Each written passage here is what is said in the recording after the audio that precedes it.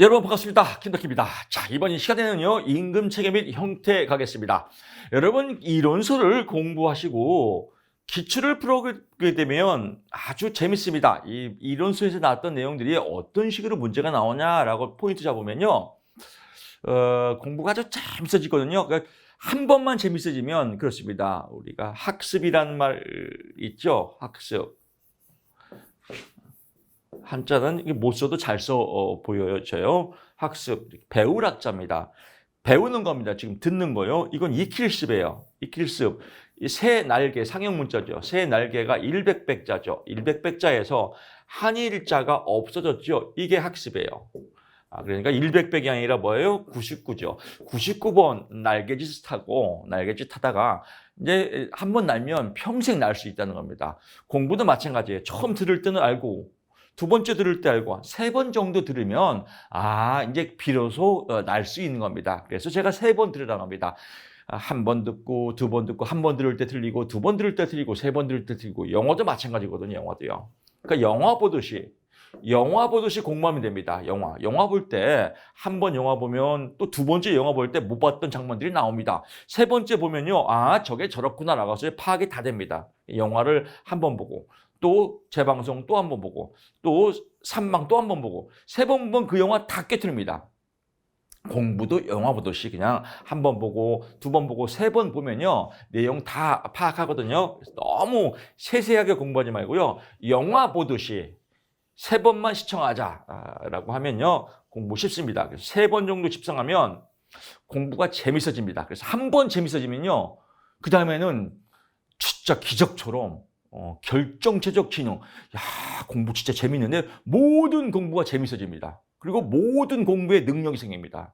이걸 마중물 학습이라고 하거든요. 그래서 제가 여러분들한테 마중물 학습을 자꾸 강조하는 겁니다. 마중물. 여러분들의 잠재 능력은 있지만 이걸 끄집어내서 물이 콸콸콸 나오더라.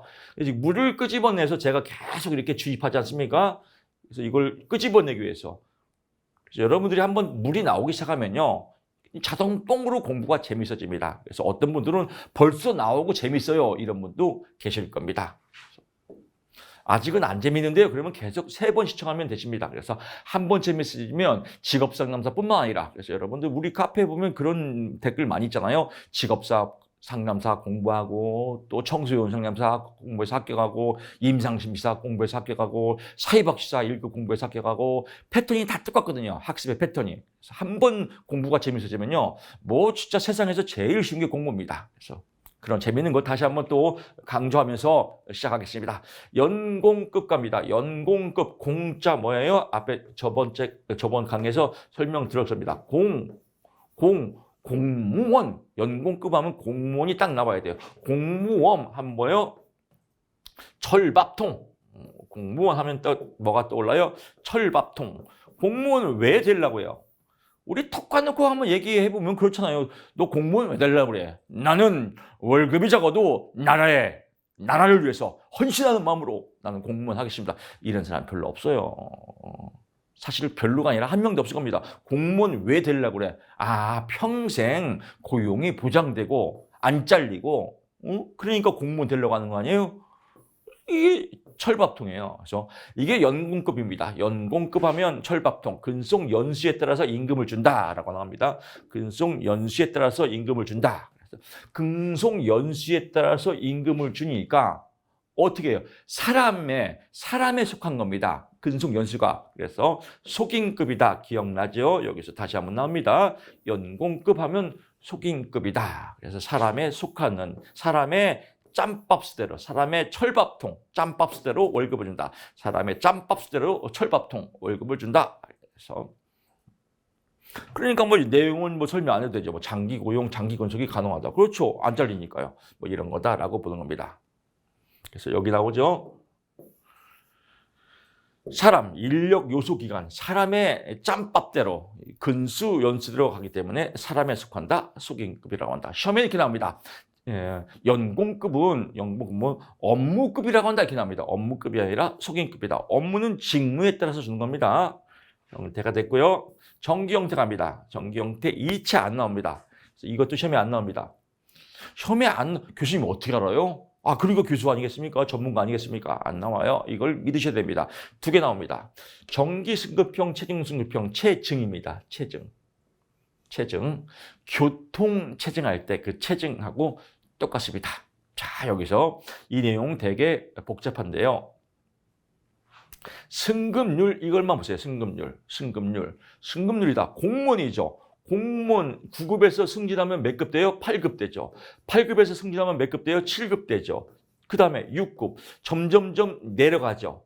내려간다. 이걸 뭐라 그래요? 점점점 체감한다. 그래서 승급률이 체감한다.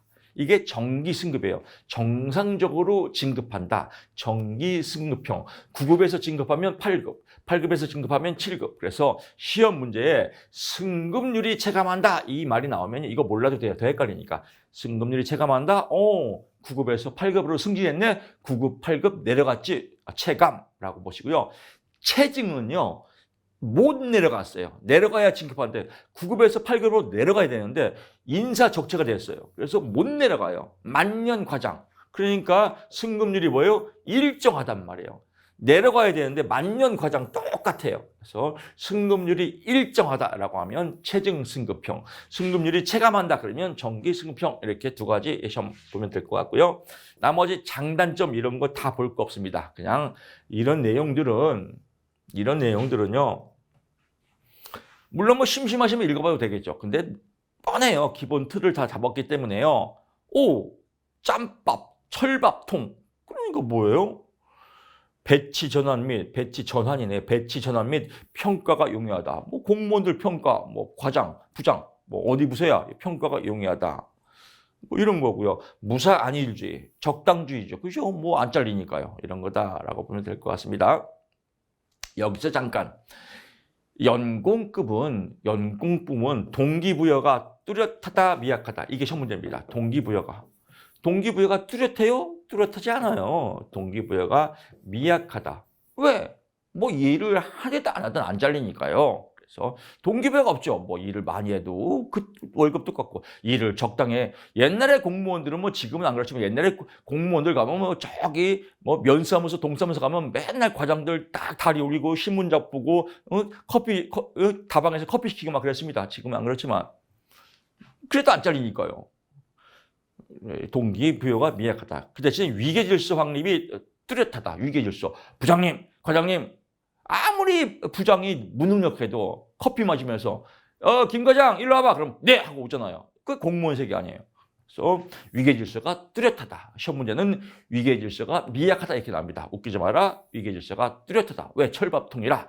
자, 공무원, 시청 이렇게 이해하시면 될 것 같습니다. 직능급 갑니다. 이 정도 강의만 들어도 모든 문제 다 풀립니다. 직능급의 가운데만 보십시오. 직능급은 뭐예요? 능력이죠. 그래서 시험 문제에 능력이란 말이 나왔다. 능력주의적. 능력 나오면 직능급 능력이다. 이렇게 보시면 될 것 같고요. 직능급은 능력에 따라서 돈을 주는 겁니다. 능력이 좋으면 월급을 많이 주고. 그러니까 동기부여가 뚜렷하다, 미약하다. 뚜렷하죠. 동기부여가 가장 뚜렷한 건 뭐예요? 직능급이다라고 보시면 될 것 같습니다. 그래서 이것도 볼 필요 없이 다 했습니다. 능력 나오면 직능급이다라고 하고요. 그 다음에 직무급 갑니다. 직무급에서 시험 문제 많이 나옵니다. 직무급은 뭐예요? 직무에 따라서 월급을 주는 겁니다. 직무를 다른 말로 뭐라고 그래요? 업무라고 하죠. 그래서 업무급이다. 직무급은 업무급이다. 속임급이 아니라 업무급이다. 속임급은 연공급이다. 이런 것들을 구별하면 되겠습니다. 그리고 제가 항상 말씀드리지만 문항에 나오는 그 글자가 나오면 저도 출제 많이 해봤습니다. 문제를 만들려면요, 이 문제 속에 글자가 노출될 수밖에 없어요. 아무리 가리려고 해도. 글자나 또는 그 의미가 보기에 노출될 수밖에 없습니다. 안 그러면 문제를 잘 못 만들거든요. 그러니까 여러분들 이걸 이용하셔서 역지사지, 거꾸로 출제자의 마음을, 의도를 파악해서요. 문제에 글자가 똑같은 글자가 있다라고 해서 보기가 나오면 그게 답입니다. 똑같은 글자가 없더라도 그 의미가 있으면 그걸 찍으면 거의 답입니다. 그래서 그런 패턴을 알고 계시고요. 여기서 그런 문제가 많이 나옵니다. 직무급, 자 보세요. 직무에 따라 벌써 나왔네요. 직무에 따라. 그러면 더 이상 읽을 것도 없어요. 직무에 따라 하면 오케이, 직무급 끝. 쉬워요, 공부. 세상에서 제일 쉬운 게 쉬워요. 얼마나 쉬워요? 직무에 따라. 급여율을 결정. 이거 뭔데요? 몰라도 돼요. 답 나왔잖아요. 그래서 이게 시험 똑같이 나옵니다. 또 여기도요. 직무 분석과 직무 평가를 기초로 직무의 상대적. 이거 3번 나왔네요. 완고, 투고, 쓰리고. 이게 시험 문제입니다. 직무 분석과 직무 평가를 기초로 하여 직무의 상대적 가치에 따라 임금을 결정하는 것을 무엇이라고 합니까? 직무급이다. 이게 시험 문제예요. 직무. 답이 직무급이다라고 하고요. 1번도 직무에 따라 급여율을 결정하는 임금 형태로서 노동의 양뿐만 아니라 노동의 질, 노동의 양과 질을 동시에 본다. 이거는요. 그렇죠. 노동시장론하고 또 직업 심리학에도 똑같은 문제가 나옵니다. 이 문제는요. 직업 심리학 문제이기도 하고 노동시장론 문제이기도 합니다. 이 내용이 어떤 내용이냐라고 하는데 제가 군대를 공군 나왔습니다. 공군요. 지금도 그렇지만 공군은 육군보다 많이 편합니다. 그래서 계열수가 길어요. 제가 있을 때는 35개월 근무했습니다. 35개월. 지금 뭐만 하죠? 그냥 아찔한 군대 35개월에서 대학교 훈련 그거 빼고 3개월 혜택 받아서 제가 32개월 복무했습니다. 근데 편하려고 제가 공군 간 이유는 뭐 하늘을 좋아서 천만의 말씀 만만의 꼭 편하려고 갔어요. 계열수가 길어도 육군보다 편하려고 공군을 갔는데 신병 훈련소 또 젊은 나이에 또 제가 아주 또 오버하는 게 있어갖고 또 신병 교육 신병 훈련명이죠. 훈련명 연대장을 제가 했습니다.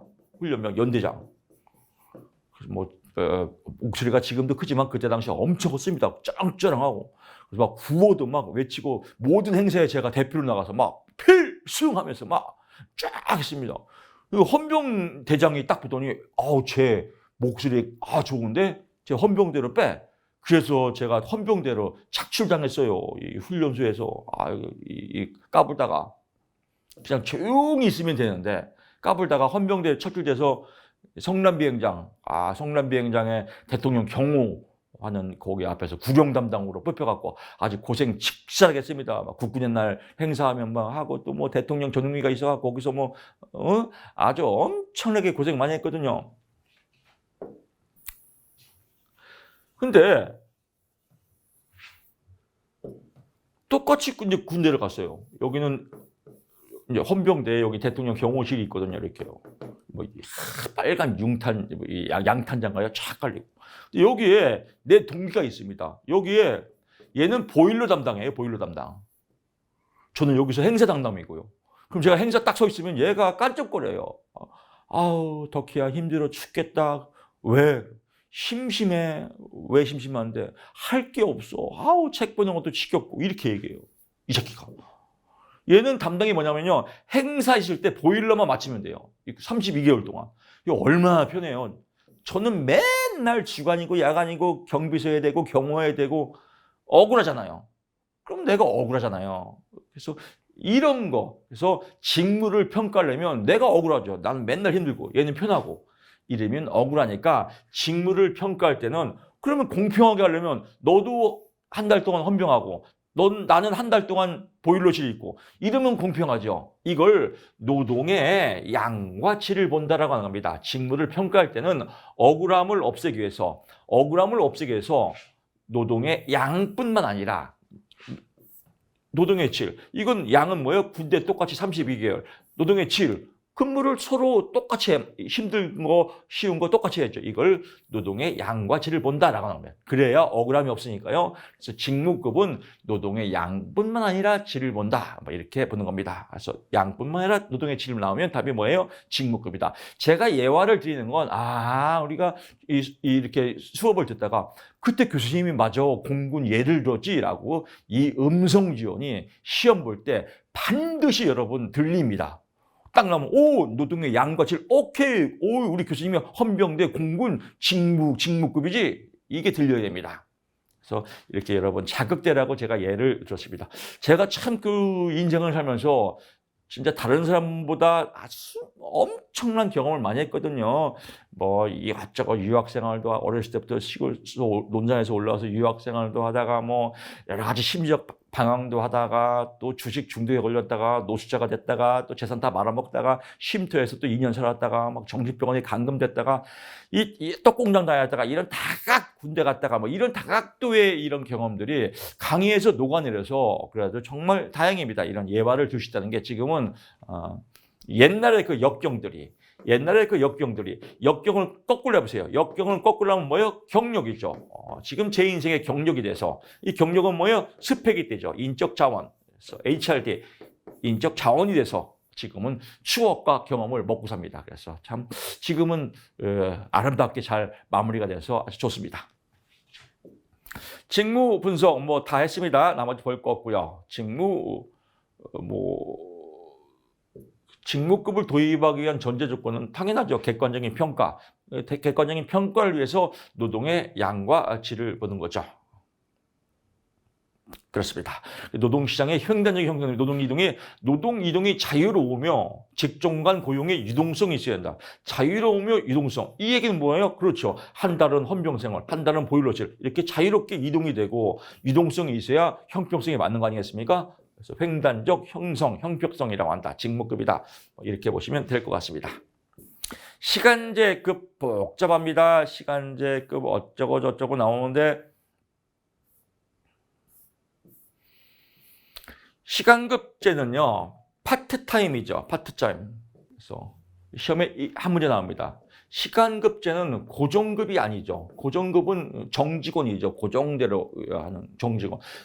시간급제는 파트타임이다. 다음 중 고정급제가 아닌 것은 이거 한 문제 나옵니다. 그럼 답이 뭐예요? 시간급제입니다. 다음 중 고정급제가 아닌 것은 시간급제입니다. 다 했습니다. 능률제 쭉 나옵니다. 능률제에서 하나 나옵니다. 성과급제도 이건 고정급제도가 아니죠. 고정급제도가 아닌가? 당연하죠. 성과급을 주는 거니까요. 그래서 고정급제도가 아닌 건 두 가지가 있습니다. 뭐가 있습니까? 성과급이 있고 시간제가 있다라고 보는 겁니다. 성과급은 고정급 제도가 아니다라고 보고요. 성과에 비례해서 임금을 준다라고 나옵니다. 여기서 작업량에만 치중함으로 제품 품질이 조약해진다는 단점이 있다 이겁니다. 이게 시험 문제입니다.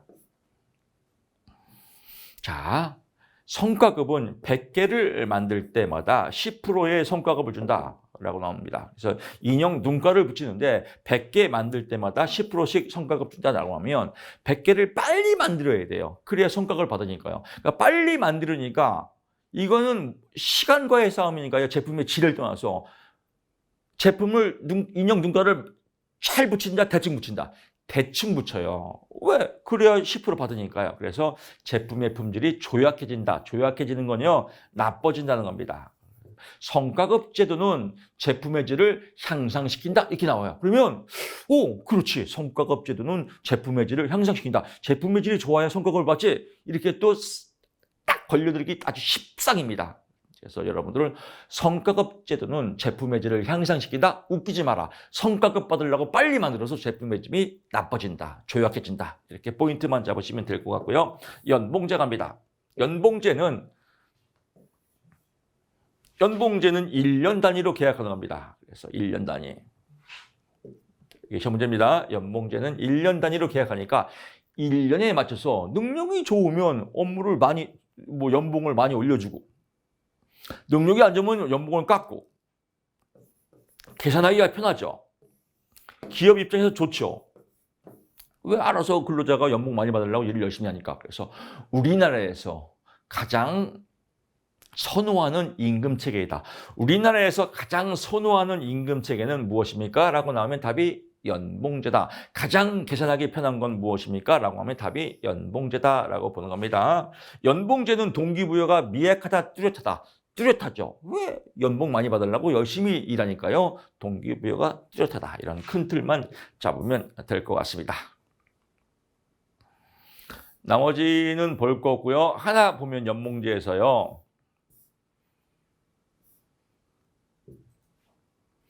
종업원들의 쭉 보게 되면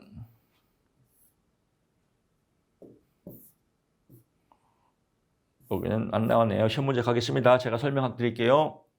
종업원들이 친화성,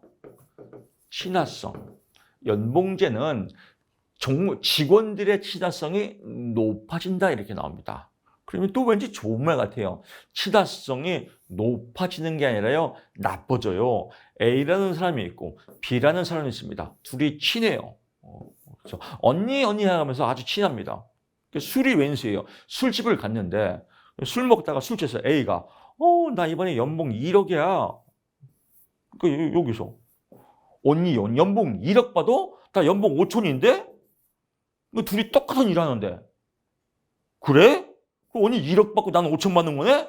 이러면 갑자기 분위기가 싸해지죠. 친밀해져요? 안 친밀해져요? 안 친밀해져요. 그래서 위화감을 조성한다. 연공급은 친화성, 친밀감을 조성한다. 위화감을 조성한다. 위화감을 조성한다. 왜?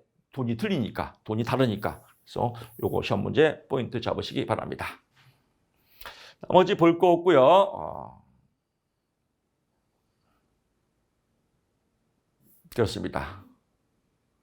넘기시고요. 부가급여 갑니다.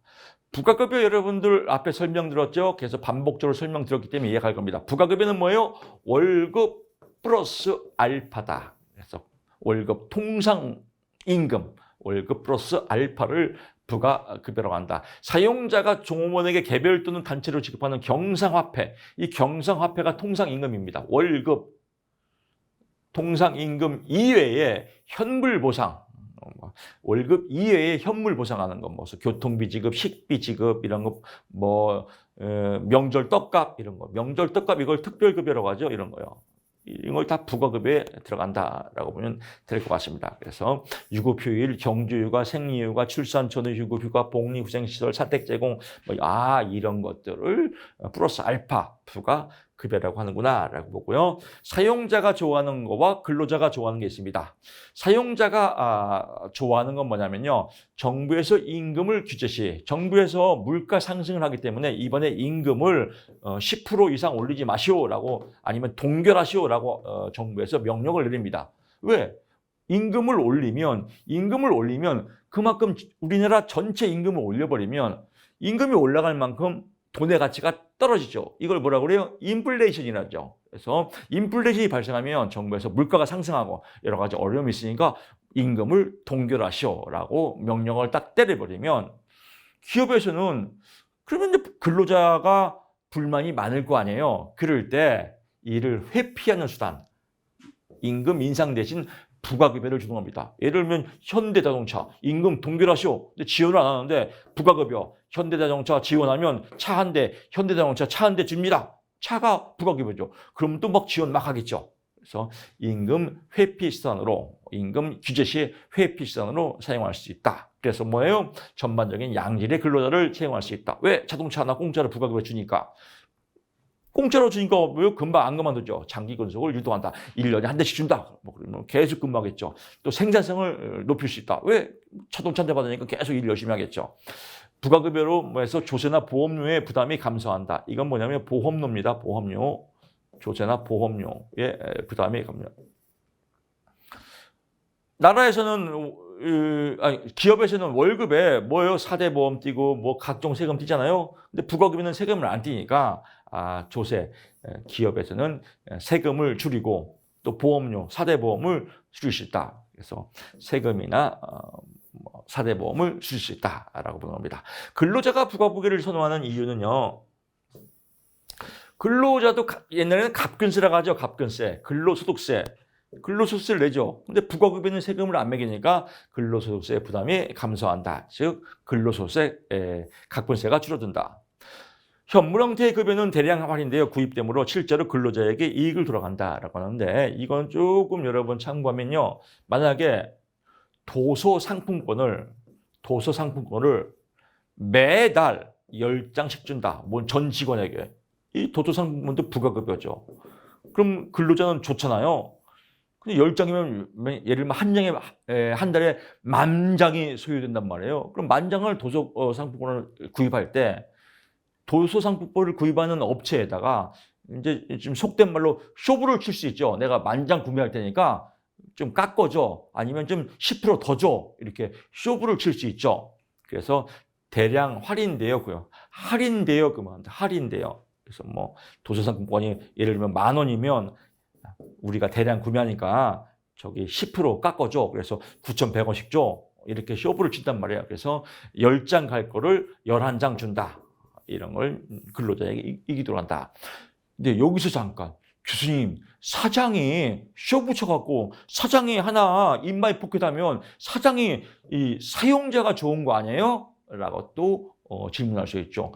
그렇죠. 사장이 입마에 포켓하면 사용자가 좋아하는 거지만 여기서는 경작은 가설학문이라고 했죠. 여기서는 할인된 거를 더 근로자에게 더 준다 이겁니다. 근로자가 받는 겁니다. 그래서 이거 현물 형태의 급여는 대량 할인되어 구입해서 실제로 근로자에게 이익이 들어간다. 이거는 근로자가 선호하는 겁니다. 사용자가 선호하는 게 아니라요.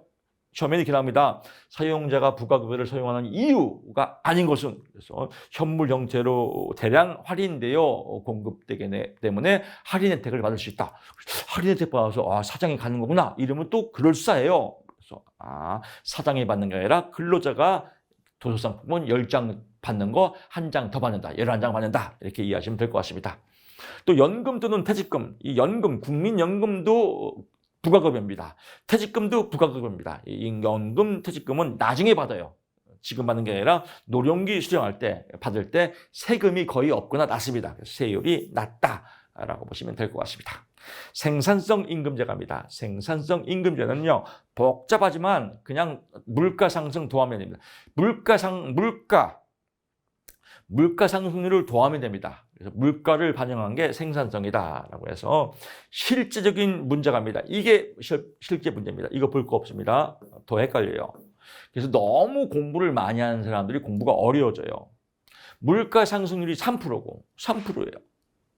실질적인 증가율이 6%란 말이에요. 6%. 그럼 명목임금 상승. 명목임금은 얼마를 올려야 되냐? 명목임금은 9% 인상되어야 한다. 그렇죠. 물가를 반영해야 되니까요. 그러면 3% 더하기, 6% 더하기. 명목임금 답이 뭐예요? 9%가 답이겠죠. 쉬워요. 그냥 숫자만 더하면 됩니다. 응용 문제 이렇게 나와요. 또 이런 문제들을 교수님 똑같이 안 나오네. 또 이렇게 따지는 사람이 있습니다. 응용 문제 갑니다. 물가 상승률이 2%이고 실질적인 증가율이 6%일 때 이때 명목임금의 상승률은 얼마입니까? 하면 2 더하기 6, 8%. 또 이렇게 응용 문제 나올 때가 있습니다. 그래서 8% 그냥 더하면 8%, 9% 그대로 숫자 더하면 됩니다. 다 했습니다. 임금 격차 갑니다. 임금 격차 쭉쭉 나오는데요. 직종 간 임금 격차가 나옵니다. 직종 간 임금 격차가 발생한다라고 나와서요. 직종 간 임금 격차가 발생하는 건 정보 흐름이에요. 정보 흐름. A라는 직종은 시간당 얼마 받고 B라는 직종은 시간당 얼마 받고 정보를 모르죠. 정보를 모르니까 불만이 없는데 정보가 노출됐단 말이에요. 그러면 불만이 생기겠죠. 그래서 임금 차이가 생기는 건 정보가 노출이 안 돼서 정보 흐름이 미흡하기 때문에 옛날에 그 김재동 씨 TV 나올 때 한참 시끄러웠어요. 김재동 씨가 시간당 800만 원을 받는다. 그래서 한 번 출연하는데 3,500만 원 받는다. 그래서 저렇게 많이 받아? 막 공개돼 갖고 난리 난 적이 있습니다.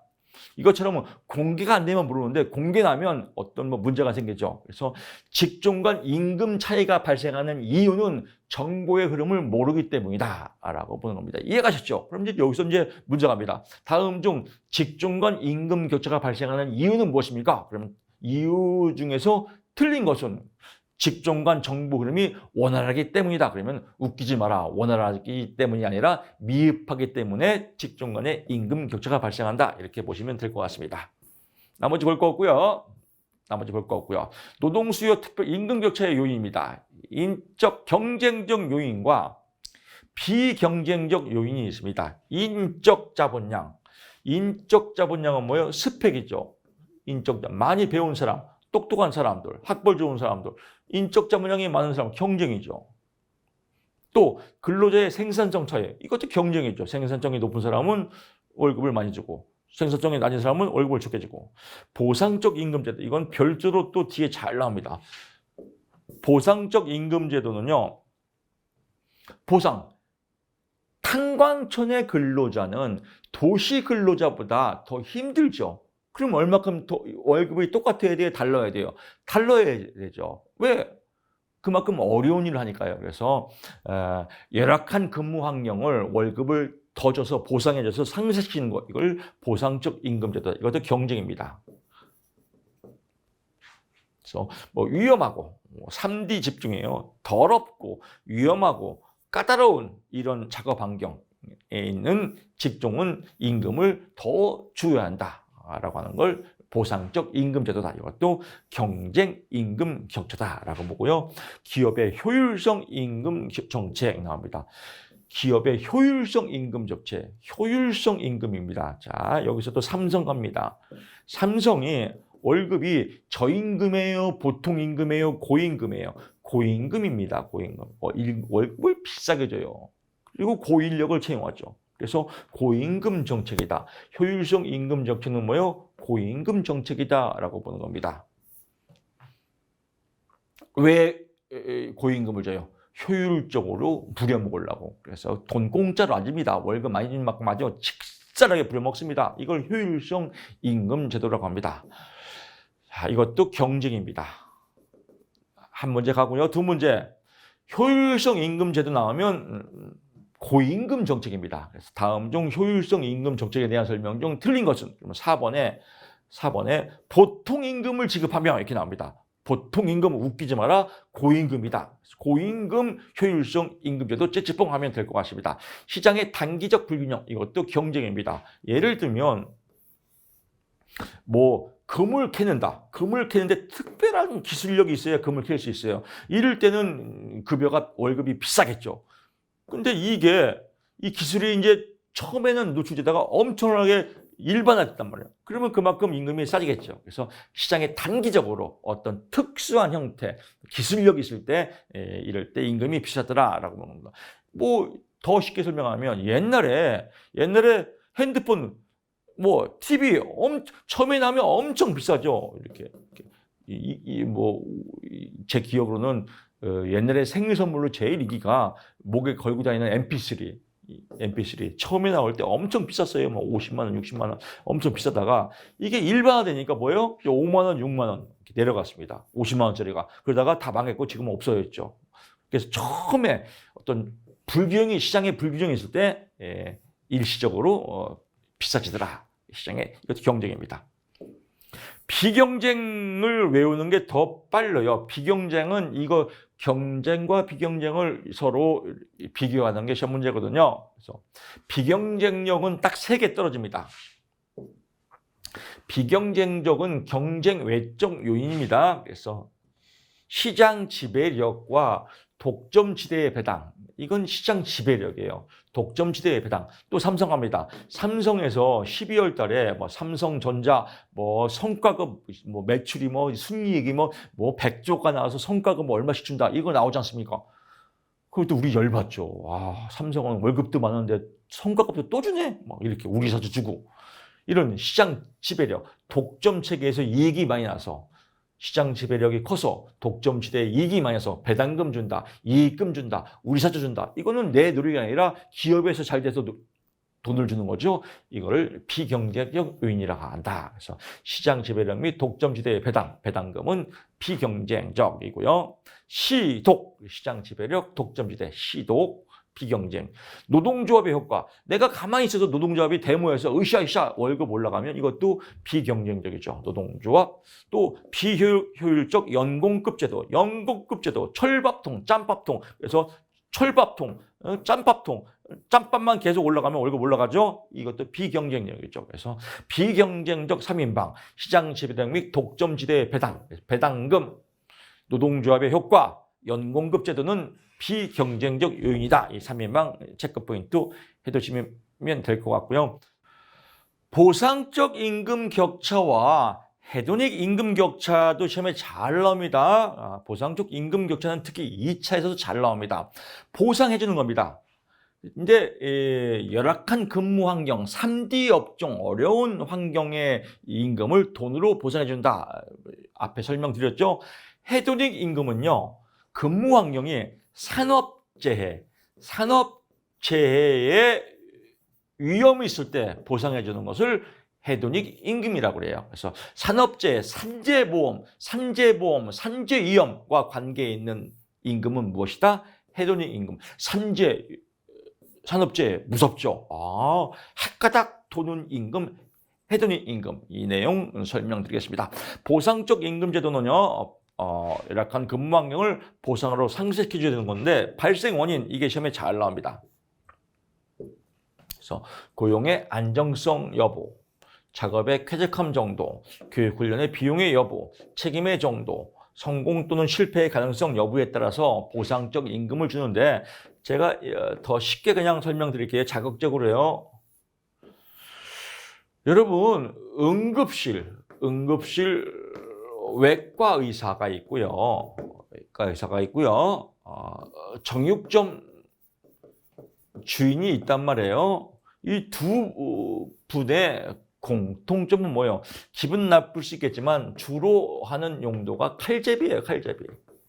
칼을 쓰는 직업이에요. 응급실 외과 의사는 사람을 칼로 해서 치료하고, 정육점주는 돼지고기 소고기를 칼로 썰어서 이렇게 사용하고, 이런 주로 칼제비 역할을 하는데 월급이 다르단 말이에요. 왜? 고용의 안정적 여부에 따라서 다르다는 겁니다. 응급실 외과 의사, 옛날에 뉴스 이것도 많이 나왔죠. 수원의 아주대병원에서 막 응급실 헬기가 뜨고 그러다가 응급실이 뭐 다 없어지고, 이런 거. 응급실이 없어졌어요. 그럼 직업을 잃는 거 아니에요. 응급실 외과 의사 잘 안 갈라 가죠. 그럼 어떻게 해야 돼요? 잘 안 가려고 그래요. 맨날 성형외과 이런 데 가려고 하지. 정신과 가려고 하지. 편하니까. 근데 응급실 외과는 안 가려고 하는데, 또 안 가려고 어렵기도 하지만 또 없어져요. 응급실 외과가. 그래서 고용의 안정성이 안 되죠. 그러니까 안정성이 확보가 안 되니까 그만큼 임금을 더 줘야겠죠. 정육점 주인은요, 안정적이에요. 비가 오나 눈이 오나. 그래서 응급외과, 응급실 외과 의사가 월급을 더 보상을 많이 받아야 한다 이겁니다. 작업의 쾌적함, 응급실을 아주 맨날 피 튀기고 난리가 아니에요. 이 새끼 저 새끼 막 막 깡패 새끼들 막 칼부림 나고 막 이런 거, 아주 환경이 열악합니다. 피 튀기고 월급을 더 줘야겠죠. 정육점 요새 깔끔해요. 아주 에어컨 나오고 아주 그렇습니다. 돼지고기 소고기 쫙 진열되어 있고. 근데 작업의 쾌적함은 뭐예요? 돈이 아니죠. 그래서 비금전적 차이, 비금전적 요인도 해당된다. 보상적 임금 제도에서는 비금전적 요인은 해당 안 된다 이렇게 나옵니다. 웃기지 마라. 비금전적 요인도 보상에 들어간다. 이걸 뭐라고 그래요? 작업의 쾌적함 정도다라고 하고요. 교육훈련 비용의 여부. 그렇죠. 외과 의사들 공부 많이 했죠. 의대 가고 돈 많이 들어갔죠. 정육점 주인보다 돈 많이 들어갔죠. 그러니까 뭐예요?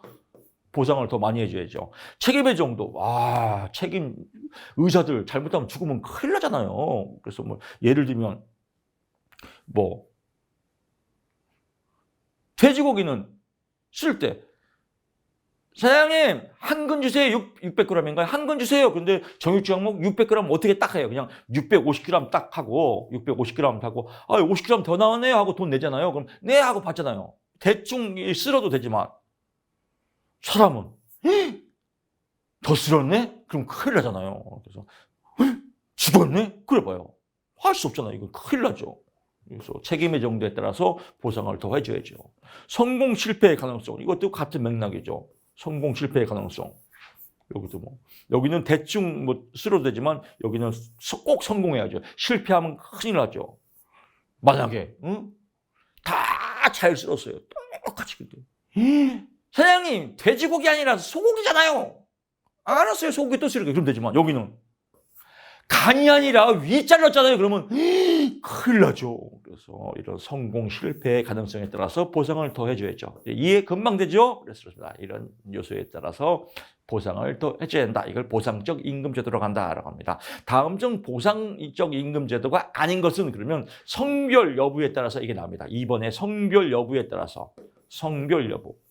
여자잖아요. 돈 더 주세요. 이러면 안 돼요. 이거 성별 여부는 해당이 없다라고 보고요. 헤도닉 임금 갑니다. 헤도닉 임금. 헤도닉 임금 뭐예요? 헷가닥 도는 임금. 산업재해에 해당한다라고 보는 겁니다. 그래서 시험 문제 산업재해에 나오면 헷가닥 도는 임금 헤도닉 임금이다. 여기서 잠깐 1978년 시카고 대학의 로젠에 의해서 이런 것도 외우는 사람이 있다니까요. 완벽주의자들. 병이에요, 병. 시험 패치기도 안 나와요. 그래서 이런 거 꼭 외워서 공부 어렵다고 하는 분이 있습니다. 버리세요. 버려야 자유가 찾아옵니다. 그냥 산업재해에 나오면 헷가닥 도는 임금 헤도닉이다라고 보고요.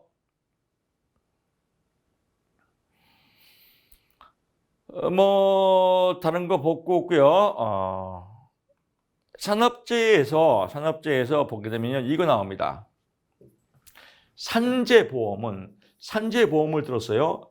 산재보험은 산업재해를 예방한다 이렇게 나옵니다. 그럼 또 그럴 것 같아요. 근데 예방을 안 합니다. 이거죠. 운전하는데 운전자 보험 들었습니다. 운전자 보험 들었어요. 교통사고가 났어요. 그럼 운전자 보험에서 보험 처리하잖아요. 보험 처리한다고 해서 교통사고가 주나요? 아니잖아요. 산재보험도 마찬가지죠. 오히려 도덕적 해이를 갖다 온다. 도덕적 해이를 갖고 온다. 이 말은 뭐냐면요. 아예 보험 처리하지. 내 책임 없어. 그냥 보험 처리하면 돼. 그래서 도덕적 해이를 가져온다. 산재보험으로 인하여 산업재해를 예방할 수 있게 나옵니다. 예방할 수 없다. 오히려 도덕적 해이를 가져올 수 없다. 산재보험 처리해. 내 책임 아니지. 이런 기업들 있잖아. 기업 사장들이 딱 산재보험 나왔으면 사실은 산재 직장의 직원이 다치면 산재보험 처리해주고 또 플러스 알파를 해주는 게 이게 인간적인 오너입니다. 근데 산재 처리해. 그리고 잘라. 이런 회사도 있거든요. 그래서 오히려 도덕적 해이를 가져온다라고 보면 될 것 같습니다. 효용임금 이론과 효율성 임금제도 이것도 다 했습니다. 효율성 임금제도 하면 뭐예요? 효율적으로 부려먹는다. 고임금 경제효과다. 고임금 경제효과.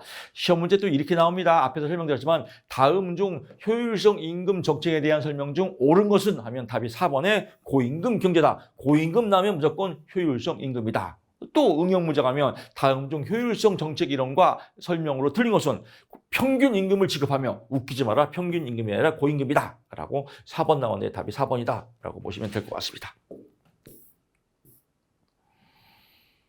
임금의 하방 경직성입니다. 한 번 오른 임금은 더 이상 밑으로 내려가지 않는다라고 하는 게 임금의 하방 경직성의 속성입니다.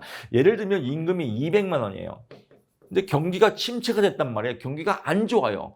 경기가 안 좋으면 밑으로 임금이 내려가야 되는데 임금을 못 내린다 이거예요. 왜? 내리면 근로자가 싫어하죠. 내 월급 깎으면 싫어하죠. 그래서 임금의 하방 경직성은 한 번 오른 임금은 어떠한 경제적 상황에도 불구하고 밑으로 내려가지 않으려는 속성을 말한다. 이게 임금의 하방 경직성입니다. 그 이유가 시험 문제겠죠. 이것도 1차, 2차 잘 나옵니다. 뭐예요? 근로자의 화폐 반상. 예를 들면 200만 원인데 임금을 180으로 깎아요. 하방 내렸어요. 그리고 50만 원어치 부가급여를 줬어요. 그러면 50만 원어치 180만 원 깎고 50만 원어치 부가급여 주는 게 더 이익이잖아요. 근데 근로자는 화폐 환상이 있단 말이에요. 일단 내 월급 깎으면 기분 나빠. 부가급여 아무리 많이 주더라도 조사, 모사 뭐 이런 것처럼요.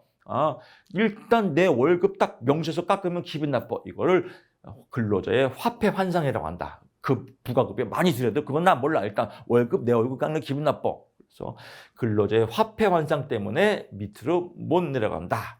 또 장기 근로 계약 때문에 밑으로 못 내려가더라. 강력한 노동조합 때문에 또 밑으로 못 내려가더라. 노동자의 역선택 발생 가능성. 이것도 앞에 화폐 환상하고 비슷합니다.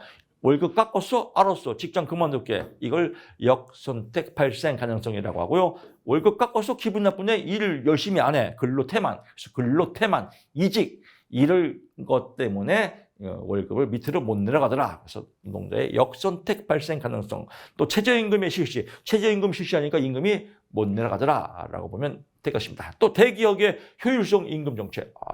효율성 임금은 뭐예요? 고임금이죠. 고임금이니까 밑으로 못 내려가더라라고 보는 겁니다. 자, 이렇게 해서 아주 방대한 임금에 대한 내용 다 했습니다. 임금에서 문제 한 6문제에서 5문제 나오거든요. 여러분 100% 다 맞출 수 있습니다. 30점 먹고 들어가는 거 임금 다 했습니다. 다음 실업에서 또 강의, 여러분 아름다운 강의 진행하겠습니다. 고맙습니다.